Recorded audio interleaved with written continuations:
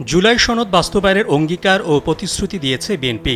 দলটি আশা করছে দ্রুত সময়ের মধ্যেই জুলাই সনদ স্বাক্ষর হবে। ১ আগস্ট চট্টগ্রামে হাটহাজারী মাদ্রাসার প্রধান শেখ আহমেদ ও মহাপরিচালক মুফতি খলিল আহমেদ কাসিমি সহ সংশ্লিষ্টদের সাথে সৌজন্য সাক্ষাৎ শেষে একথা বলেন বিএনপির স্থায়ী কমিটির সদস্য সালাউদ্দিন আহমদ। তিনি বলেন, ঐকমত্য কমিশনের ৮২৬টি প্রস্তাবের মধ্যে ৫১টি বাদে বাকি বিষয়গুলোতে বিএনপির কোনো দ্বিমত নেই। এ সময় জুলাই সনদ বাস্তবায়নে প্রয়োজনীয় সকল প্রক্রিয়া সম্পন্ন করা হয়েছে বলেও মন্তব্য করেন তিনি। দলটির স্থায়ী কমিটির সদস্য নজরুল ইসলাম খান বলেন, আগামী ফেব্রুয়ারির মধ্যে নির্বাচন আয়োজনে কোনো বাধা দেখছে না বিএনপি। স্যান্ডেলিনা সো, রূপচর্চায় আভিজাত্য।